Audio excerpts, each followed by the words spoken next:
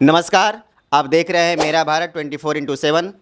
आज हम लखनऊ में चिन्हट के वार्ड नंबर 1 के जो पार्षद हैं माननीय श्री अरुण कुमार राय जी, इनसे चर्चा परिचर्चा में आज हम आप लोगों के बीच में हैं। सर, आपका बहुत बहुत स्वागत है।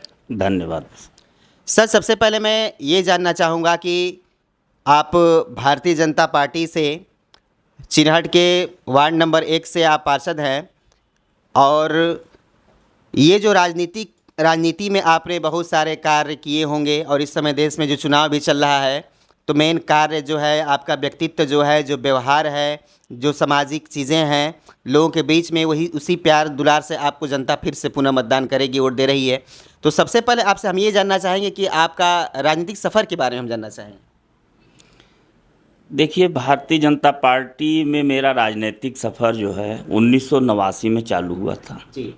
1989 से हम एक कार्यकर्ता के रूप में भारतीय जनता पार्टी का मैंने झंडा लगाने का कार्य शुरू किया था जी।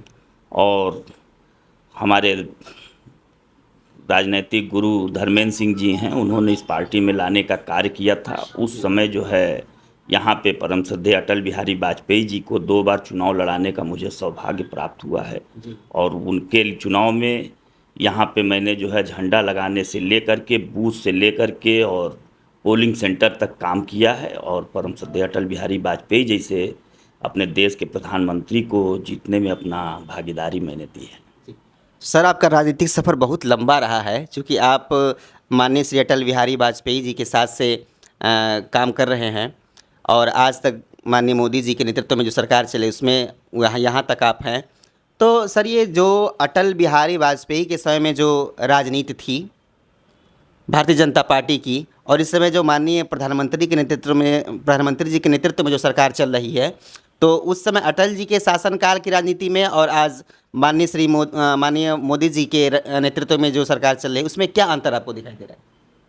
देखिए, पहले भारतीय जनता पार्टी की जब स्थापना हमारी 6 अप्रैल 1980 को हुई और इसके पहले राष्ट्रीय अध्यक्ष भारतीय जनता पार्टी के हमारे परम श्रद्धेय अटल बिहारी वाजपेयी जी बने।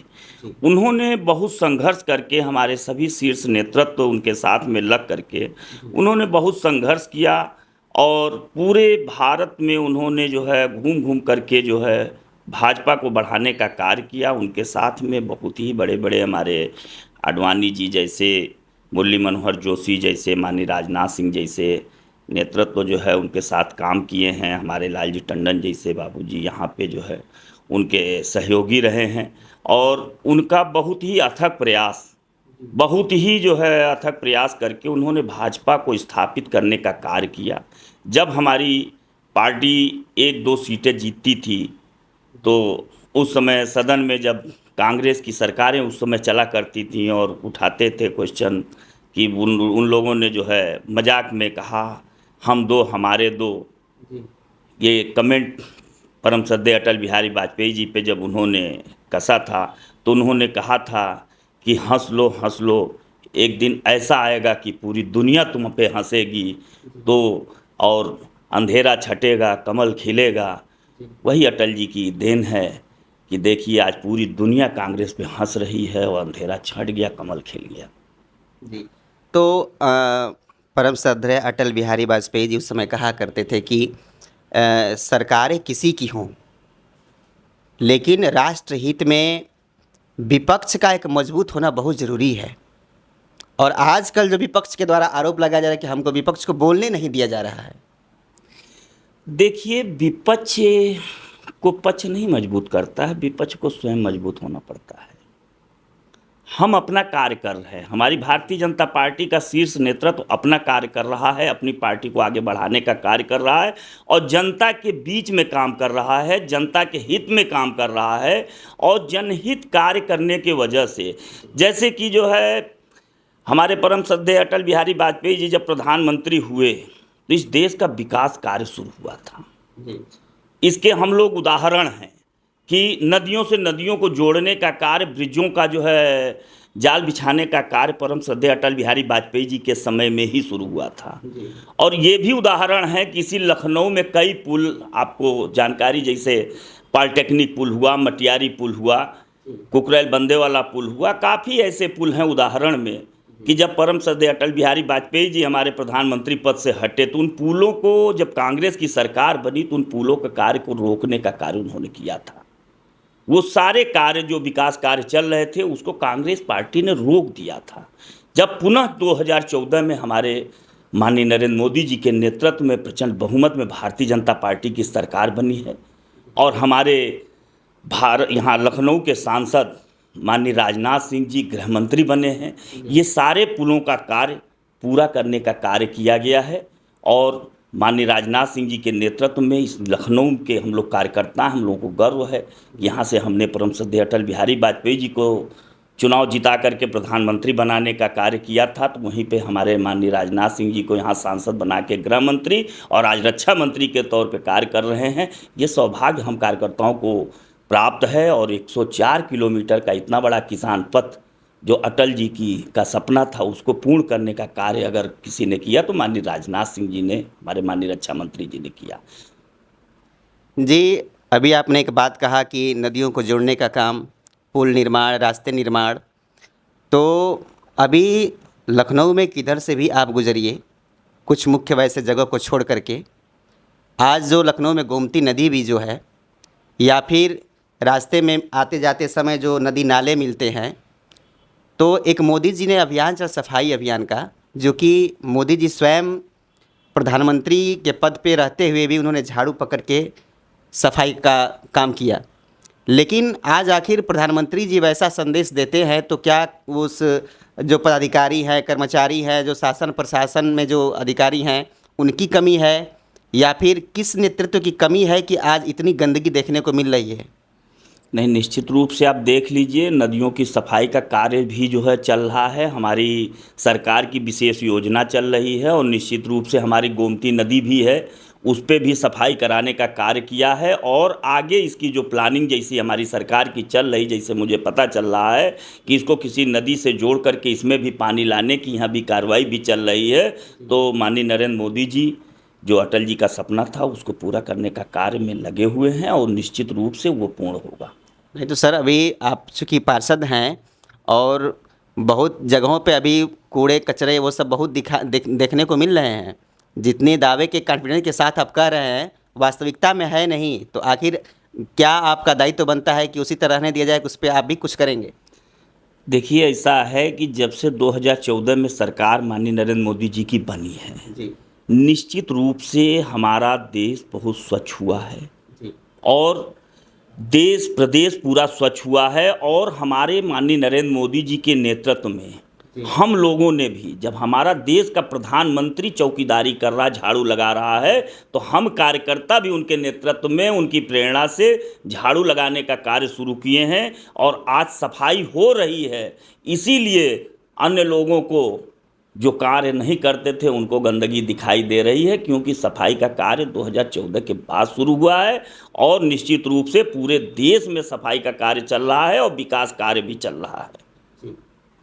सर, हम एक क्वेश्चन मेरे मन में ये आ रहा है कि जो देश की महिलाएं हैं, जो मातृशक्ति हैं, कहीं कहीं चाहे विपक्ष की भी सरकारें रही हों पूर्व में या जो प्रदेश में जो सरकारें चल रही हैं, माननीय योगी जी से पहले जो सरकार रही हैं उसमें, चाहे इसमें, तो उसमें भी महिलाओं को प्रताड़ित किया गया, कहीं कहीं महिलाओं के साथ अभद्रता किया गया और ये काम फिर भारतीय जनता पार्टी में भी की सरकार में भी देखने को मिल रहा है।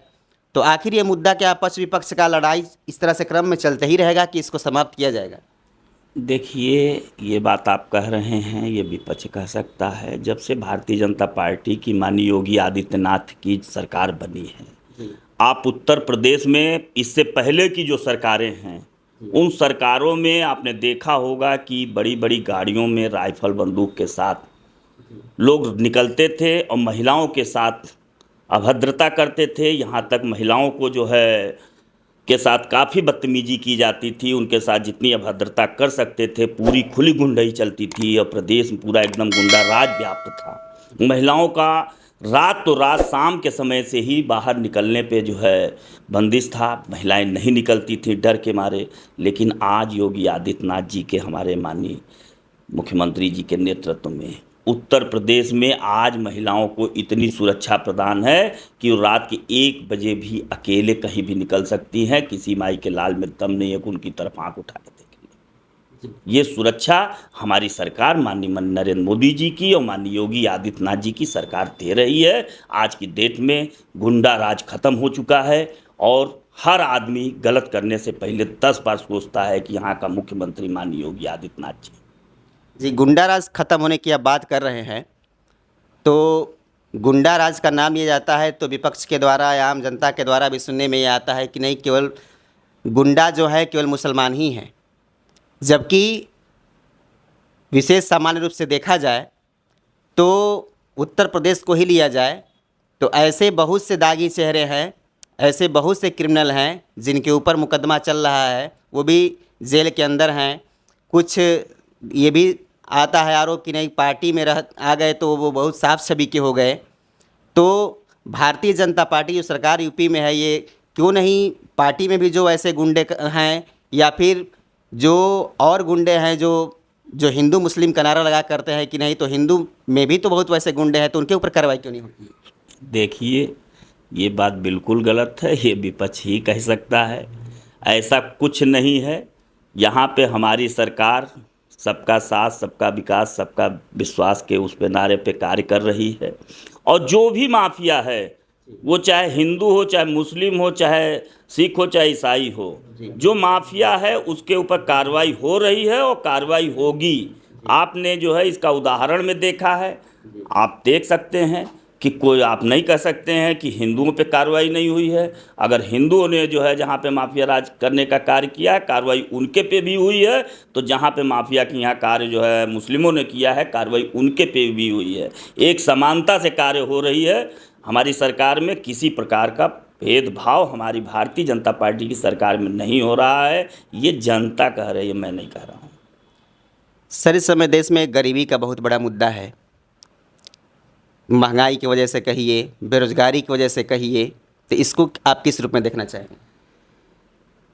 देखिए, गरीबी शब्द जो आप कह रहे हैं वो तो हमारे देश से अब जा रहा है। जैसा कि पंडित दीनदयाल उपाध्याय जी का नारा था अंत्योदय, जी, उन्होंने कहा था कि जब इस देश में सभी के पास रोटी, कपड़ा और मकान, ये तीनों चीज़ हो जाएगा तो हमारा देश पूर्ण विकसित देश कहलाएगा। आज आप देख रहे हैं, इसी के पंडित दीनदयाल उपाध्याय जी के इसी नारे पे हमारे देश के यशस्वी प्रधानमंत्री माननीय नरेंद्र मोदी जी कार्य करने का कार्य कर रहे हैं।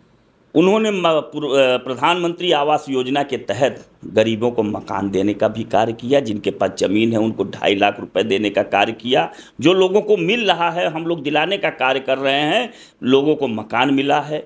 तो वहीं पे स्कूली बच्चों से लेकर के सभी लोगों को ड्रेस से लेकर के हर चीज़, कपड़े भी देने का कार्य हमारी सरकार कर रही है।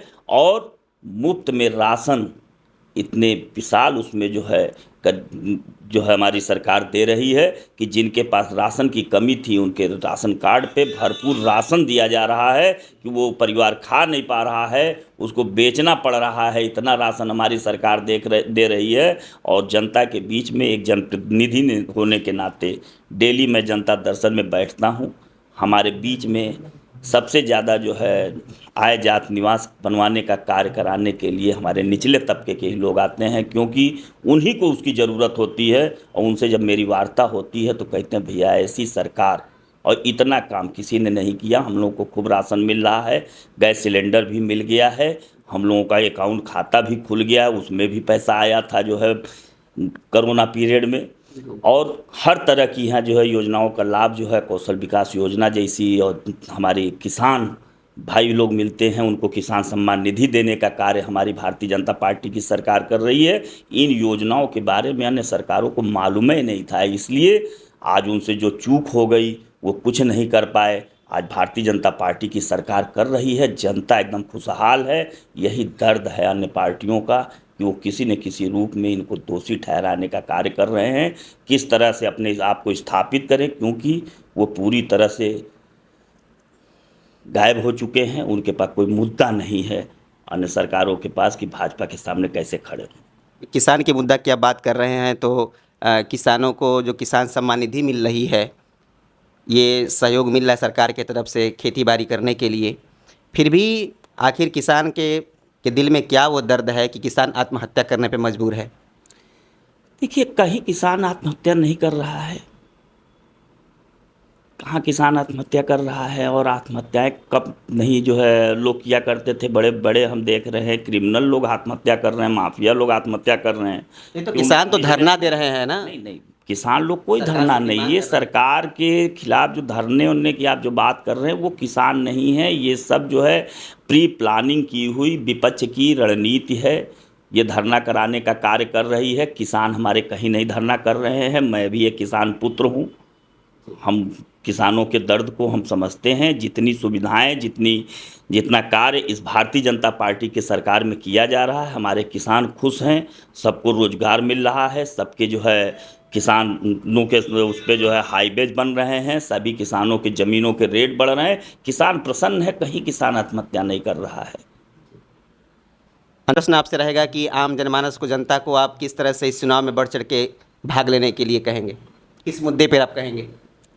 देखिए, हमको अपने जनमानस को, सभी देशवासियों से हमारी यही अपील है कि सभी लोगों के अपने मत का प्रयोग करने का पूरा अधिकार है।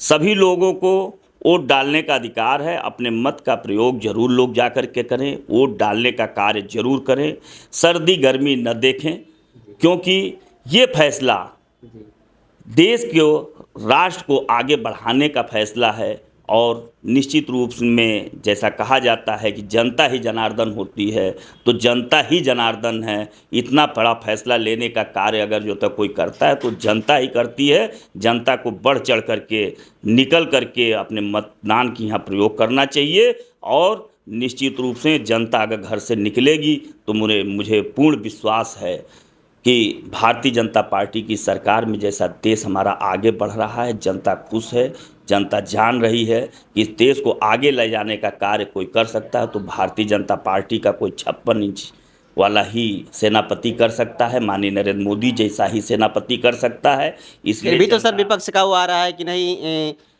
देश का संविधान बदल दिया जाएगा, लोकतंत्र खतरे में है। कहीं ये सब तो देखिए, संविधान बदल दिया जाएगा, ये सब जो है किसने कह दिया, कहाँ कह दिया, ये हमारे देखिए शीर्ष नेतृत्व का मतलब है। इस पे हमको बहुत ज़्यादा बयान देने की कोई वो नहीं। सर, आप 2 बार से पार्षद हैं और जनता में ये सुनने को आता है, जो लोकल वोटर होते हैं गांव के या कस्बे के, वो लोग कहते हैं कि ये जो लोकसभा का चुनाव चल रहा है, लोग प्रत्याशी आते हैं तो लोग कहते हैं कि इससे क्या होने वाला है, इससे हमको क्या लाभ होगा, क्या मिलेगा। चूँकि आप पार्षद हैं, तो आखिर जनता में क्या ऐसा कार्य किए हैं या लोगों को क्या विश्वास दिलाए हैं कि पुनः आप लोगों के बीच में जाएं तो अपने कार्यों को गिना करके उस ख्याति को प्राप्त करें और लोकसभा में मत के लिए आग्रह करें? देखिए, इससे पहले हमारी पत्नी स्नेहलता राय जी यहाँ से पार्षद थी जी और ये लोकसभा का चुनाव चल रहा है और निश्चित रूप से हमारे शीर्ष नेतृत्व जैसे माननीय राजनाथ सिंह जी हमारे लखनऊ के सांसद हैं, गृह मंत्री रहे, रक्षा मंत्री रहे, उनकी प्रेरणा से जी जैसा कि उन्होंने उनके कार्य पद्धति को देखते हुए निश्चित रूप से हम कार्यकर्ताओं की भी आकांक्षा रहती है कि हम उनकी प्रेरणा से हम भी कार्य करें, अपने शीर्ष नेतृत्व माननीय नरेंद्र मोदी जी के प्रेरणा से हम भी कार्य करें। 2017 के पहले जी चिन्हट की स्थिति बहुत ही दयनीय थी। जी यहाँ पे कोई विकास कार्य नहीं हुआ था। हमारा चिन्हट प्रथम वार्ड बहुत ही पिछड़ा वार्ड था। जी यहाँ की सारी गलियाँ कच्ची थीं जी और यहाँ पे कोई भी चीज़ जो है सुव्यवस्थित नहीं थी। हमारी पत्नी स्नेहलता राय जी जब यहाँ पे पार्षद बनी, निश्चित रूप से मैं कह सकता हूँ और मैं क्या जनता कह रही है कि यहाँ पे वो रोडें बनाने का मैंने कार्य किया है जो 35-35 साल, 40-40 साल से रोडें नहीं बनी थी, जहाँ पे लोग पानी में घुस करके बाहर निकलते थे, जहाँ पे पानी का निकासी का कोई कार्य नहीं होता था। तो 35-40 साल पुरानी रोडें मैंने बनाने का कार्य किया है और बहुत सी इंटरलॉकिंग सड़कें, सारी गलियों को बनाने के साथ साथ हमारे चिन्हट में गांधी चबूतरा था जो बहुत ही जर्जर हालत में था। लोग कहते हैं, यहाँ के बुजुर्ग लोग कहते हैं कि जब गांधी जी यहाँ आए थे तो वहाँ पे बैठ करके उन्होंने भाषण दिया था। वो जर्जर हालत में गांधी चबूतरे का सौंदर्यीकरण, हाँ, गांधी जी हमारे यहाँ गांधी हॉस्पिटल है, जी उसका उद्घाटन भी गांधी जी ने स्वयं किया है। जी वो मेरे वार्ड में है, ऐसा ऐतिहासिक वार्ड भी है मेरा। जी तो उस गांधी चबूतरे का सौंदर्यीकरण कराने का मैंने कार्य किया है। जी तो वहीं पे हमारे राष्ट्रपिता महात्मा गांधी राजकीय बालिका इंटर कॉलेज के नाम से यहाँ पे लड़कियों का कोई इंटर कॉलेज यहाँ इर्द गिर्द क्षेत्र में नहीं था। अच्छा यहाँ पे हमारे मिडिल स्कूल में यहाँ पे बन के तैयार था, बहुत जर्जर हालत हो रही थी, उसमें सभी चीज़ चोरी हो चुकी थी। जी किसी सरकार को जो है उसको संज्ञान में नहीं लिया था, लेकिन भारतीय जनता पार्टी की सरकार में हमारे शिक्षा मंत्री और डिप्टी सीएम हमारे जो है माननीय डॉक्टर दिनेश शर्मा जी थे, उनको पत्र दे करके मैंने उसको भी चालू कराने का कार्य किया है। आज वो चल रहा है और उसमें 400-500 लड़कियों का एडमिशन भी हो चुका है, जी इंटर कॉलेज लड़कियों का। एक ऐतिहासिक कार्य जो है हमारी सरकार के द्वारा हमने वो कराने का कार्य किया।